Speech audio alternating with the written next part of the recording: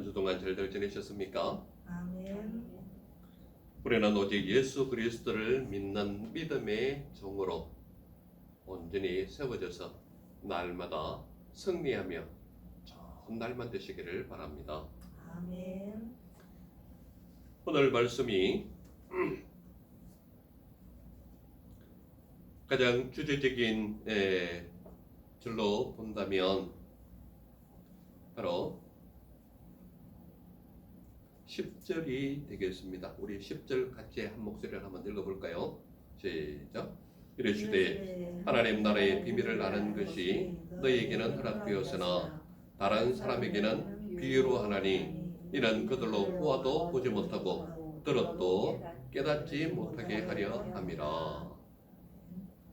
이 절이 바로 10절이 오늘 주제절입니다.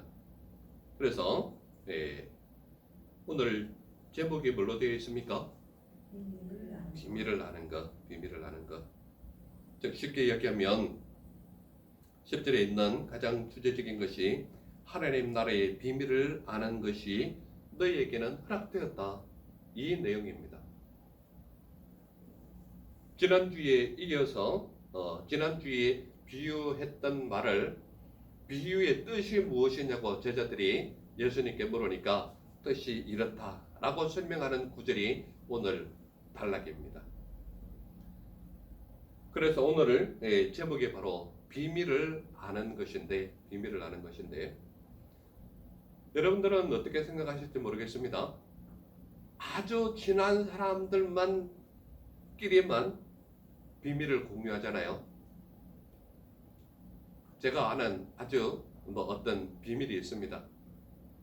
그런데 아주 친한 친구나 남편 아니면 아내에게 이거는 당신만 알고 있어 이렇게 얘기하고, 또는 아주 친한 사람에게 가서 친구나 동료에게 이거는 당신하고 나하고 둘만 아는 비밀이야 이렇게 얘기하죠. 이야기 해보셨습니까? 네. 이거는 비밀이야 라고 얘기하는 거는 그 이튿날 되면 둘이만 알까요? 다른 사람이 알까요? 모를까요? 네. 어떻게 보면 사람들은 비밀을 아는 것이 비밀이 아닐 수도 있습니다. 제가 조금 전에 얘기했듯이 비밀이라고 말하고는 많은 사람들이 공유합니다.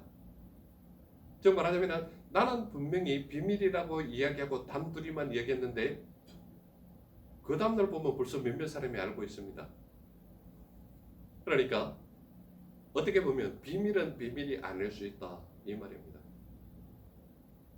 그리고 많은 사람들이 비밀이라고 말하고 가까이 있는 사람들과 이미 비밀을 말하고 있어요. 나는 정말 한 사람에게만 이야기했는데 하루 이틀 지나면 어떻게 됩니까? 벌써 그 친한 사람 몇몇 사람들이 제가 이야기한 것이 아닌 것처럼 자기들끼리 이야기하는데 들어보면 똑같은 이야기입니다. 그러니까 우리는 흔히들 뭐라고 얘기하는가 하면 비밀이라고 말하면서 주위의 대부분이 알고 있는 내용들이 굉장히 많은 것을 볼 수 있습니다. 그러니까 제가 말씀드리고자 하는 것은 사람들에게 비밀은 비밀이 아닐 수도 있다 이 말입니다. 오늘 본문은 하나님 나라의 비밀을 아는 것이 너희에게는 허락되었다라고 말하고 있습니다. 너희에게는 허락되고 있다. 그래서 지난주에 이어서 오늘 관점도 정확하게 네 가지 비유의 뜻이 무엇인가에 대해서, 정말 하자면 지난주에는 비유에 대한 것을 말했다면 오늘은 비유의 뜻을 얘기하고 있는 거예요. 하나님 나라의 비밀을 아는 것이 너희에게는 허락되었다라고 말하면서 첫 번째로 나타나는 관점, 지난번에 길가에 떨어진 씨를 얘기했죠. 길가에 있다는 것은 말씀을 그 마음에서 빼앗는 것이다 라고 말하고 있습니다. 몇 절에 있습니까? 12절에 기록하고 있습니다. 12절 우리 같이 한번 읽어볼까요? 시작.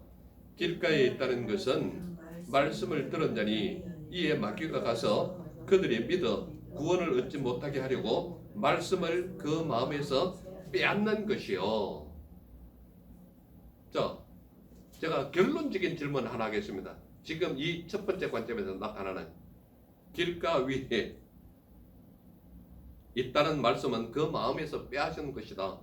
그렇다면 제가 아주 이 첫 번째 관점의 결론적인 것을 여러분들에게 말씀을 드리는 것이 뭔가 하면 말씀의 씨를 뿌리는 목적이 뭐라고 얘기합니까? 씨를 뿌리는 목적. 감이 안 잡히십니까? 지금 답을 이미 가르쳐 줬는데요. 12절 우리 다시 한번 읽어볼까요? 12절 같이 시작. 길가에 있다는 것은 말씀을 들은 자니 이에 마귀가 가서 그들이 믿어 구원을 얻지 못하게 하려고 말씀을 그 마음에서 빼앗는 것이요. 말씀을 뿌리는 목적이 뭡니까? 구원받게 하기 위해서. 이해가 되십니까? 무슨 말인지? 그러니까 첫 번째로 나타나는 관점이 길가에 있다는 것은 말씀을 그 마음에서 빼앗는 것이다. 마음을 빼앗는 그 마음에서 그 씨를 빼앗는 이유가 뭐예요? 마귀가 그것을 빼앗는 이유가 뭘까요? 그가 구원받지 못하게 하려고. 그 답이 바로 12절에 있는 거예요. 그러니까 첫 번째 관점이 길가에 있다는 것은 말씀을 그 마음에서 빼앗는 것이다라고 말하고 있는 것은 제자들이 이 비유의 뜻을 물었다 이 말이에요. 묻는 의도가 뭘까요? 비유의 뜻을 확실히 알고 싶은 거예요. 그러니까 이 비유에 대한 것을 묻는 의도가 뭔가 하면 많은 사람들에게 비유의 뜻을 묻는다는 것은 비유의 의도가 뭐냐고 묻지만 제자들이 예수님께 묻는다는 것은 하나님이 바라시는 의도가 뭐냐라는 것을 알기 위함이거든요. 그렇다면 질문하는, 즉 말하자면 비유의 뜻이 무엇이냐라고 예수님께 묻는 의도는 우리가 잘못한 게 무엇입니까? 우리가 행하고자 하는 올바른 도를 가르쳐 주십시오. 우리의 행위를 바꾸겠습니다. 이런 의미가 포함되어 있는 것이 비유의 뜻을 묻는 의도입니다. 이해가 되십니까? 그렇기 때문에 길가에 있다는 그 말씀의 비유는 무엇인가 하면 첫 번째로 가장 강하게 드러나는 것이 하나님 나라의 비밀을 아는 것이 너희에게는 허락되었다. 이것을 얘기하는 겁니다. 그러니까 하나님 나라에 대한 비밀이 무엇이냐 하면 하나님의 뜻을 알고 행하려고 노력하는 자의 모습이 제자들의 모습이 되기 위해서 비유의 뜻을 예수님께 묻는 거란 말이에요. 그러면 하나님 나라의 비밀은 무엇이냐 하면 이미 하나님 나라는 도래했다 이 말이에요. 어떻게? 예수 그리스도를 통하여 하나님 나라의 도래는 예수 그리스도께서 이미 임하셨다라는 거예요. 그러나 아직 완성 단계는 아니라는 것을 말하고 있는 겁니다.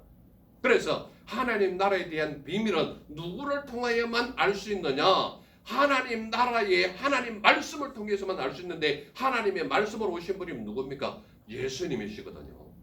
그렇기 때문에 예수님을 통해서 하나님 나라의 비밀을 알 것이 너에게는 허락되었다라는 것은 뭔가 하면 예수 그리스도를 믿는 믿음이 곧 구원을 얻는 것이라는 것을 확실히 증거하고 있다 이 말입니다. 그렇기 때문에 예수 그리스도를 안다라는 것, 예수 그리스도를 믿는다라는 것, 하나님의 말씀을 안다라는 것, 이 자체로만으로 우리의 행위는 어떻게 바뀌느냐? 하나님 나라의 비밀에 속한 자, 즉 말하자면 하나님 나라에 속한 자의 모습으로 변화되는 것이 너희에게는 허락되었다 이 말이에요. 왜 그렇습니까? 예수 그리스도를 믿는 믿음이 우리 안에 있기 때문에 그렇다는 거예요. 그래서 이 비유는 이러하다라고 말씀을 가르치는데 이 비유 자체는 지난주에도 제가 말씀드렸지만은 비유로 말씀하는 의도가 어디에 있다고 말씀하십니까? 비유의 말씀의 의도. 목적을 드러내는 것과 목적을 감추는 목적이 비유에 있는 거예요. 그러니까 오늘 말씀은 주로 드러내기 위함이에요? 감추기 위함이에요? 믿는 사람에게는 드러내는 것이지만 믿지 않는 사람에게는 감추기 위한 것이 비유의 말씀인가요? 그래서 오늘 10절에 보면 무엇이라고 말하고 있는가 하면 잘 보세요. 하나님 나라의 비밀을 아는 것이 너희에게는 허락되었으나 다른 사람에게는 비유로 하나니 이는 그들로 보아도 보지 못하고 들어도 깨닫지 못하게 하려고 비유로 말씀하고 있다. 이 말을 하고 있는 겁니다. 이해가 되십니까? 그러므로 세상 사람이거나 하나님 말씀을 받아들이지 못하거나 바리새인과 사두개인처럼 예수 그리스도를 내치려고 하는 그들에게는 하나님 나라가 비밀인 거예요. 혈통적으로 이스라엘 백성들이고 율법을 가르치는 위대한 선생으로 지정된 바리새인과 사두개인들의 모습은 예수 그리스도의 가르침을 받지 못하는 거예요. 예수 그리스도의 가르침이 자기들과 맞지 않다는 거예요. 기득권 세력에 반하는 세력이 예수 그리스도라고 내치는 거예요. 그렇기 때문에 지난주에 제가 설교한 것처럼 들을 귀가 있는 자는 들을지어다라고 하는 8절의 말씀이 나타나는 들을 귀가 있는 자는 누군가 하면 하나님의 말씀을 받아들인 자는 들을 귀가 있는 자고, 귀가 있으나 듣지 못하는 자는 하나님의 말씀을 배척하거나 하나님의 가르침에 배반하거나 하나님의 말씀을 내치거나 하는 자, 즉 말하자면 사두개인과 바리새인들이 들어야 할 사람임에도 불구하고 그들은 듣지 못하는 귀를 가진 자가 바로 그들이라고 말하고 있는 거예요. 오늘 우리 생활과 삶 속에서 예수 그리스도를 믿는다 하면서 하나님의 말씀을 듣기는 하는데 내치는 자의 모습은 내 속에 가진 것이 길가의 밭처럼 딱딱하게 굳어있는, 즉 말하자면 세상적인 지식으로 나를 감싸서 무장하고 있기 때문에 하나님의 말씀이 들어와서 싹을 내릴 수가 없는 거예요. 즉 말하자면 세상의 지식과 세상의 학문이 나를 덮어 씌워서 투구와 갑옷처럼 나를 완벽하게 싸고 있기 때문에 하나님의 말씀이 들어올 틈이 없는 거예요. 내 생활과 삶이 나를 갑옷처럼 꽉꽉 묶고 있기 때문에 말씀이 들어와서 자라지를 못하는 거예요. 이것이 바로 길가에 떨어진 자의 씨앗과 같은 자다 이 말입니다. 즉 말하자면 쉽게 얘기하면 마음밭이 길가같이 굳어있는 자의 삶이 바로 이런 자의 모습이다. 이것을 이야기하고 있는 것입니다. 그래서 길가에 있다는 것은 말씀을 들은 자인데 마귀가 가서 그들이 믿어 구원을 얻지 못하게 하려고 말씀을 그 마음에서 빼앗는 것이다 이 말이에요. 그러니까 세상적으로 철저하게 마무리되어 있고 세상의 지식이 나를 너무나도 완벽하게 하고 있고 세상의 모든 악하고 더러운 것들로 가득 묶어놨기 때문에 말씀의 씨앗이 들어가서 고개를 내밀 수 있는 틈이 없는 거예요. 그러므로 길가같이 딱딱하게 굳어있는 마음, 길가같이 내 온몸과 마음이 굳어서 씨가 뿌리를 내릴 수 없는 그런 삶이 되어 있는 사람은 어떠한 결실도 없을 뿐만 아니라 구원의 반열에도 서지 못하는 자의 삶이 길가에 뿌려진 자의 씨와 같은 자입니다. 두 번째로 나타나는 것이 무엇입니까? 두 번째 관점이 바로 바위 위에 있다는 것입니다. 바위 위에 있다는 것은 시련을 당할 때에 배반하는 자라고 말하고 있습니다. 13절 같이 한번 읽어볼까요? 시작. 바위 위에 있다는 것은 말씀을 들을 때에 기쁨으로 받으나 뿌리가 없어 잠깐 믿다가 시련을 당할 때에 배반하는 자요. 즉 말하자면 바위 위에 있다는 것은 시련을 당할 때에 배반하는 자다 이 말입니다.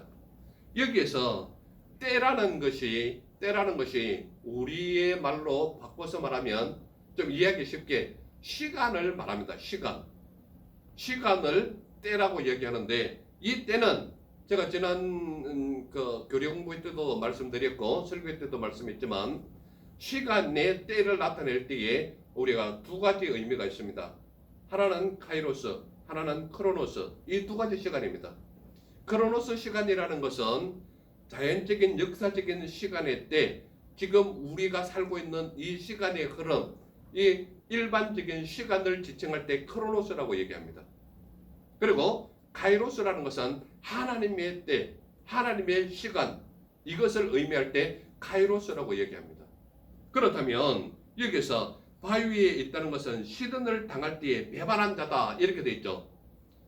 시련을 당할 때에 또는 말씀을 받을 때에 이 때는 똑같은 때입니다. 똑같은 시간이에요. 그런데 역사적인 흐름의 시간 속에서 카이로스 하나님의 시간이 임하는 것과 카이로스 시간 속에서 크로노스의 시간이 흐름은 공존합니다. 공존하는데요. 마음의 밭이 무엇을 어떻게 받아들여졌나에 따라서 카이로스의 시간으로 크로노스를 즐기는 사람이 있는가 하면 순간적으로 기쁨을 받아들였으나 확 변화돼서 세상적인 크로노스의 시간 속에서 잠깐 크로노스의 기쁨을 맛보는 이런 사람이 있다 이 말입니다. 제가 지금 설명하는 것을 따라오시면 좋겠습니다. 크로노스의 시간은 그냥 일반적인 시간의 흐름, 역사적인 흐름의 시간이 크로노스예요. 그러니까 이것을 다른 말로 말하자면 지속적인 시간의 흐름을 말합니다. 카이로스라는 것은 순간적이에요. 가변성이에요. 즉 말하자면 쉽게 변하는 가변성이란 말이야. 왜냐하면 하나님의 말씀이 임할 때에 기쁨이 있을 때는 카이로스가 말을 확 휘어잡아요.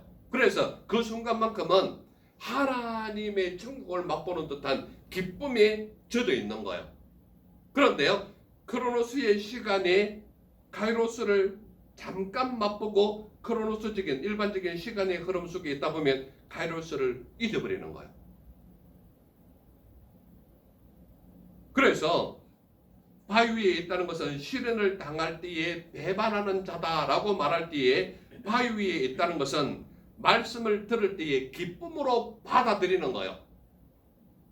그러니까 하나님의 말씀이 선포될 때에 그 말씀을 듣고는 야, 이것이 진짜 하나님이 나와 함께 하시는 것보다 이렇게 이야기하면서 순간의 기쁨을 누리는 거예요. 카이로스가 임하는 거죠. 크로노스 중에 카이로스가 임하는 거예요. 그럴 때에는 잠깐 기뻐하는 겁니다. 그러나 그 시간 속에서 그 순간적인 시간이 지나고 난 뒤에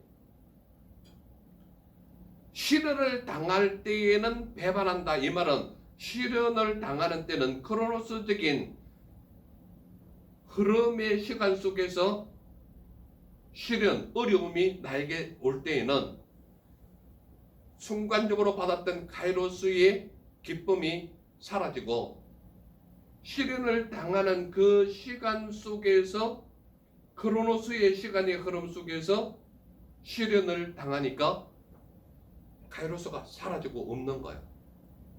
그냥 하나님의 말씀은 배반하는 자로 돌아서 버리는 거예요. 그러니까 카이로스가 크로노스를 이기지 못하는 거예요. 순간적인 기쁨이 카이로스와 같이 가는 공존성이 나타날 때는 놀라운 축복과 은혜가 임해서 그의 생활하는 모든 것이 아름답고 귀하고 복된 것으로 나타나는데 순간적인 짧은 즉 크로노스의 지속적인 흐름 속에서 가변성으로 나타나는 카이로스의 짧은 것이 크로노스를 이기지 못할 때에 하나님을 배반하고 떠나버리는 거예요. 이것이 곧 뭐냐? 바위 위에 있다라는 것을 말하는 것입니다. 즉 말하자면 지난주에 제가 설교할 때는 바위 위에 떨어진 것은 습기가 없어서 말랐다라고 말하고 있죠. 그 바위 위에 떨어진 것은 바로 하나님의 말씀을 받았으나 카이로스적인 순간적인 잠깐의 기쁨은 있을지언정 크로노스의 흐르는 시간 속에서 카이로스는 사라지고 하나님의 말씀을 배반하는 자, 이런 자가 바로 바위 위에 떨어진 자의 삶이다 이 말입니다. 즉 말하자면 뿌리를 내릴 수 있는 그러한 흔적이 내 삶 속에 없기 때문에 하나님의 말씀이 잠시도 그를 지탱하지 못하는 거예요. 그러므로 크로노스의 시간적인 흐름 속에서 카이로스는 사라지고 하나님도 배반하는 삶이 바로 바위 위에 떨어진 자의 삶을 사는 것이다 이 말입니다. 왜 그렇습니까? 여러분들 삶 속에 말씀이 뿌리를 내리는 습기가 영양분이 내게 남아있지 않은 거예요. 이런 때에 바로 바위 위에 있다는 것은 실현을 당할 때 배반한 자다. 그러니까 순간의 카이로스는 크로노스의 지속성 속에서 사라진 자다. 이것을 얘기하는 겁니다. 세 번째 관점이 무엇입니까? 가시떨기에 떨어졌다는 것은 온전히 결실하지 못하는 자라고 말하고 있습니다. 몇 절에 있습니까? 14절에 있습니다. 우리 14절 같이 한번 읽어볼까요? 시작. 가시떨기에 떨어졌다는 것은 말씀을 들은 자이나 지내는 중 이생의 염려와 재물과 향락의 기운이 막혀 온전히 결실하지 못하는 자요. 자, 이 세 번째 관점이 믿는 사람에게든 믿지 않는 사람에게든 가장 많이 나타나는 현상 중에 하나가 바로 이것입니다. 믿는 사람도 이 세 번째 관점에 가장 많이 연결되는 분야가 있습니다. 왜냐하면 가시떨기에 떨어졌다는 것은 온전히 결실하지 못하는 자다. 이렇게 말하는 것은 가시떨기에 떨어졌다는 것은 말씀을 들은 자입니다. 말씀을 들은 자인데 지내는 중에, 즉 살아가는 중에 이생의 염려와 재물과 향락으로 인하여 기운이 막혀서 온전히 결실하지 못하는 거다. 이 말입니다. 이생의 염려는 뭡니까? 살아가는 데 필요한 모든 것에 대한 염려예요. 건강에 대한 염려, 공부에 대한 염려, 살아가는 염려, 무엇을 할 것인가에 대한 염려, 시험 합격에 대한 염려, 대학 갈 것에 대한 염려, 이 모든 염려가 자기 자신을 휘감아 도는 거예요. 그렇기 때문에 이생의 염려 때문에 하나님의 말씀이 들어올 수 있는 겨를이 안 생기는 거예요. 왜냐하면 내 생활과 삶이 너무 바쁘니까 말씀이 함께 할 수 있는 조건이 주어지지를 않는 거예요. 또한 재물과 향락이 나오는데요. 재물은 뭡니까? 우리 삶에 필요한 모든 것을 재물과 연결시켜요. 그래서 오늘을 살아가는 모든 사람들이 아예 대놓고 얘기합니다. 아예 대놓고 얘기해요. 공부 좀 못하는 것은 이해가 되는데 돈 없는 것은 이해가 안 된다라고 얘기해요. 그건 무슨 말인가 하면 돈이 모든 것을 해결할 수 있는 시대에 우리가 살고 있다. 이 말과 같은 겁니다. 그래서 정치가들이 흔히 하는 얘기가 있지 않습니까? 유전, 무죄. 무전, 유죄. 무엇을 말하는 거예요? 돈 있으면 죄도 없게 하는 거예요. 그런데요, 돈이 없으면 어떻게 됩니까? 없는 죄도 만들어서 죄인으로 만들 수 있는 거다 이 말이에요. 쉽게 이야기하면 재물이 오늘 모든 것 위에 우선이 재물인 거예요. 그러니까 수많은 사람들이 오늘을 살아가는 모든 젊은이들 뿐만 아니라 나이 드신 분에 이르기까지도 한결같이 돈만 있으면 산다는 거예요. 그러니까 개념 자체가 어디에 있는가 하면 재물에 포커스가 집중되어 있는 거예요. 그러므로 교회에 나오는 사람이고 나오지 않는 사람이고를 가리지 아니하고 모든 우선순위가 재물에 가 있는 거예요. 뭐 재물이라고 그냥 포괄적으로 얘기할 것 없습니다. 돈에 가 있습니다. 그렇기 때문에 돈을 벌기 위해서는 주의를 범하는 것도 아주 쉽게 범해요. 요즘은 돈을 좀 더 모으기 위해서는 성경 말씀을 좀 덜 봐도 되는 시대가 오늘인 거예요. 그러므로 하나님의 말씀이 가시떨기에 떨어졌다는 것은 온전히 결실하지 못하는 이유가 뭔가 하면 이생의 염려, 재물 문제, 향락 문제예요. 여기에서 나오는 향락 문제는요, 성경 원어적인 의미로 들어가 보면 정도에서 벗어난 쾌락과 정욕을 나타낼 때에 이 향락이라는 글자를 쓰는 거예요. 그러니까 정도에서 벗어난 쾌락과 정욕은 뭐예요? 좀 더 쾌락을 즐기기 위해서 마약을 사용한다든지, 좀 더 정욕을 즐기기 위해서 돈을 들여서 기쁨을 산다든지, 이 모든 것들이 향락에 들어가는 거예요. 그러므로 오늘을 살아가는 우리의 현실의 문제를 보면 좀 더 기쁨과 좀 더 쾌락과 좀 더 즐겁게 하기 위한 것으로 인하여 동성애까지도 즐기고 있잖아요. 하나님의 말씀이 적극적으로 하지 말라고 하는 동성애가 지금은 합법화하려고 정치가들이 앞서서 세우고자 하는 자들이 바로 오늘 이 시대에 우리가 살고 있는 시대란 말이에요. 그러므로 도덕과 윤리가 얼마나 마비되어 있는 시대에 우리가 살고 있느냐 이 말입니다. 그래서 가시떨기에 떨어졌다는 것은 말씀 자체가 온전히 결실하지 못하는 것이 이 생애의 염려와 재물과 향락에 휩싸여 있기 때문에 하나님의 말씀의 결실이 맺을 수가 없는 거예요. 그런데 네 번째 관점을 한번 보시기 바랍니다. 네 번째 관점, 좋은 땅에 있다는 것은 인내로 결실하는 자라고 말하고 있습니다. 15절 우리 같이 한번 읽어볼까요? 요셉이 같이 한 목소리를 읽겠습니다. 15절 시작. 좋은 땅에 있다는 것은 착하고 좋은 마음으로 말씀을 듣고 지키어 인내로 결실하는 자니라. 좋은 땅에 있다는 것은 인내로 결실하는 거란 말이에요. 인내로 결실하는 자다. 그런데요, 여기에서 가장 핵심적인 게 뭐예요? 핵심적인 게 착하고 좋은 마음이에요. 착하고 좋은 마음.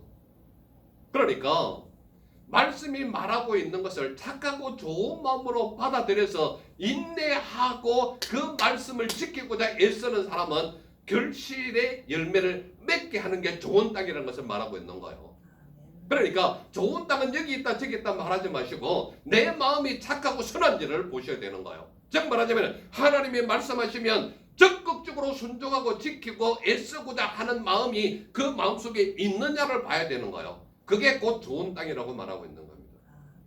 그러므로 하나님의 말씀을 적극적으로 수용하고 매일같이 그 말씀과 실험하면서 매일같이 하나님의 말씀이 내게 주는 것이 그 의미가 무엇인지를 깨닫고 지키고 행하고자 하는 그 노력하는 마음, 이것이 곧 좋은 땅이라고 말하고 있는 거예요.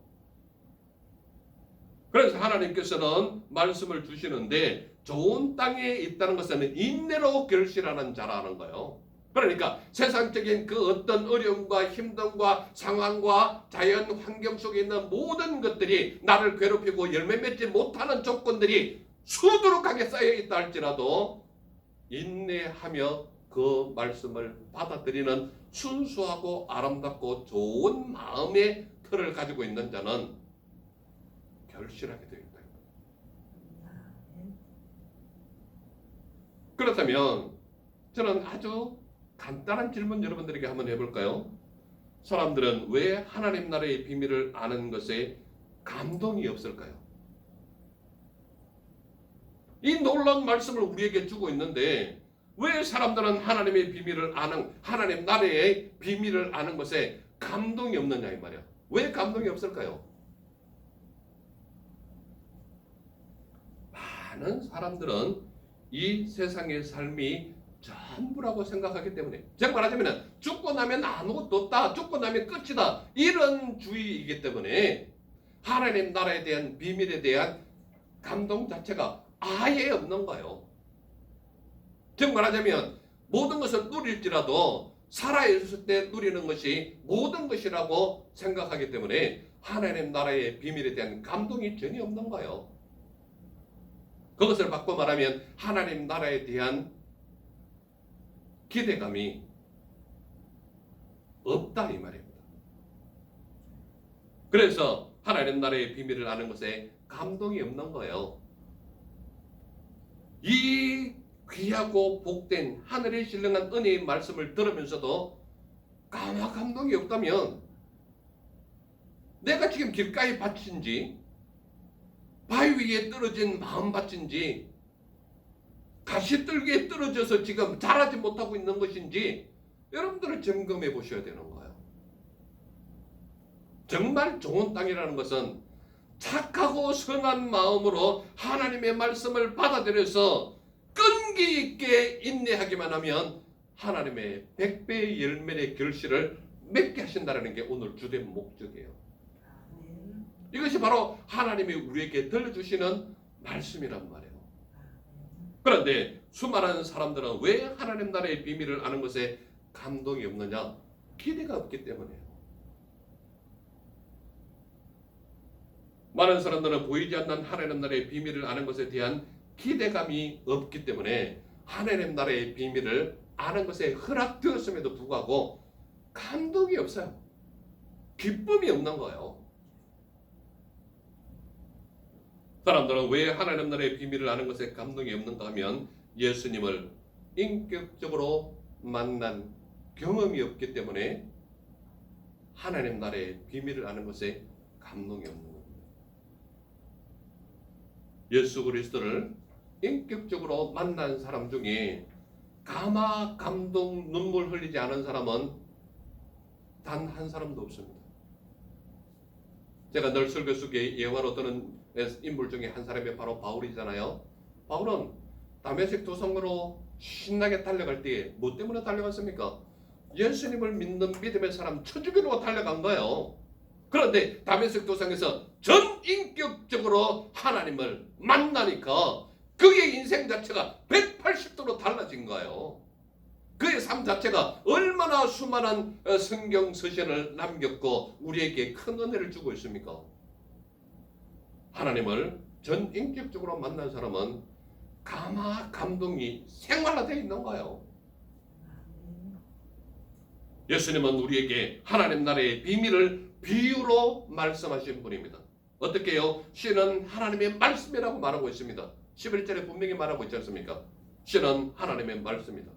그러므로 이 씨는 하나님의 말씀은 특 A급 씨란 말이에요. 이 씨는 좋은 땅에 뿌리기만 하면 100배의 결실을 맺는 것이 아니라 그 이상의 결실을 맺게 하시는 분이 하나님의 역사고 인도고 능력이란 말이에요. 그러므로 그 하나님의 말씀을 믿고 따르고 순종하고 오래 참으면 100배 이상의 결실을 맺게 하시는 하나님이 우리 하나님의 능력이라 이 말이에요. 그러므로 예수님은 하나님 나라의 비밀을 비유로 말씀하시는데 씨는 하나님의 말씀이라고 말하고 있는 거예요. 그리고 우리에게 분명히 알려주시는 것이 무엇이냐? 길가 바위 위 가시떨기 씨는 온전히 결실하지 못하는 자라고 분명히 말하고 있는 거예요. 왜 그렇습니까? 왜 그래요? 길가같이 딱딱한 마음이 굳어있기 때문에 바위 같은 굵직한 것이 내 가슴을 가로막고 있기 때문에 세상의 이생의 염려와 온갖 재물 문제와 온갖 향락에 젖어 있어서 말씀이 내 가슴 안으로 들어올 틈이 없기 때문에 하나님의 결실을 맺지 못한다라고 예수님께서 우리에게 알려주고 있는 거예요. 그런데 비유로 말씀하시면서 뭐라고 얘기합니까? 좋은 땅에 있다는 것은 말씀을 듣고 지키어 인내로 결실하는 자다 이 말이에요. 그러므로 끝까지 참고 인내하는 그 마음은 뭐가 있다는 거예요? 결실이 있다는 거예요. 그러므로 여러분들의 삶 속에서 나타나는 어떠한 어려움과 고통과 힘듦과 상황이 나를 어렵게 한다 할지라도 말씀을 믿고 의지해서 끝까지 인내하고 참으면 하나님께서 결실의 열매를 여러분들에게 허락하신다 이 말이에요. 누구에게요?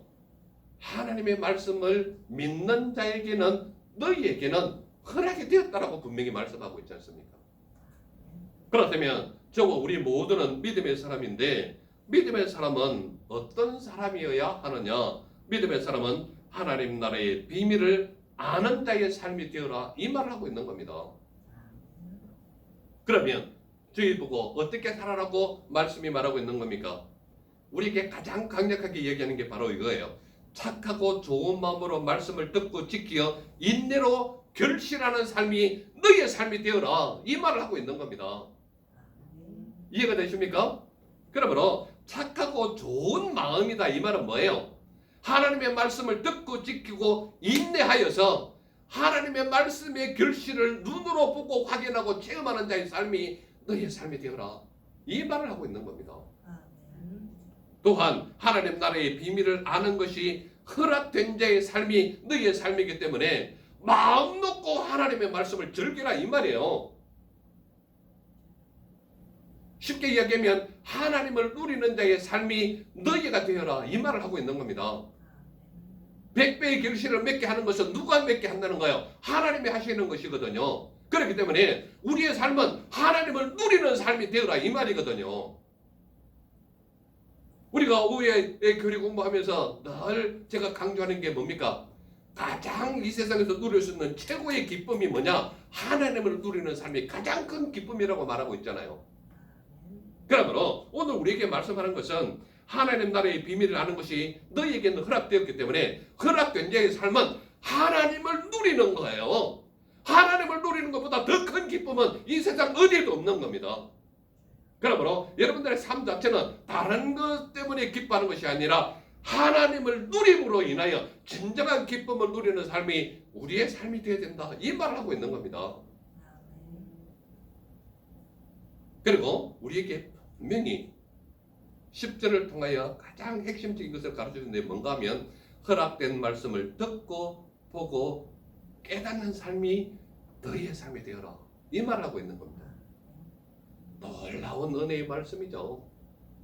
이것이 바로 하나님께서 우리에게 공개된 비밀을 오픈하는 거예요. 즉 말하자면 하나님 나라에서 누릴 수 있는 가장 큰 기쁘고 즐겁고 행복한 것을 누릴 수 있는 비밀이 오늘 공개된 비밀이란 말이에요.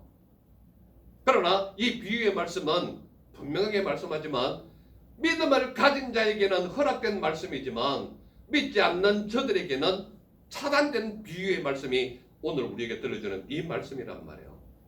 그러므로 저와 우리 모두는 하나님 나라의 비밀을 아는 자의 삶이 되어서 100배의 열매뿐만 아니라 그 이상의 열매를 누려서 하나님을 누리는 기쁨이 우리 모두에게 있기를 간절히 소망하는 것입니다. 아멘. 기도하겠습니다. 사랑의 주 하나님 감사합니다. 오늘도 우리에게 하늘의 비밀을 아는 자의 삶이 우리의 삶이 되도록 인도해 주신 은혜 감사합니다. 오직 여호와 하나님 거룩하신 그 이름을 높여드리며 영광 드리며 찬양 드리는 자의 삶이 우리 모두의 삶이 되게 하옵소서. 함께 하심을 믿사와 말고나 주신 예수님 이름으로 감사하며 기도드렸사옵나이다. 아멘.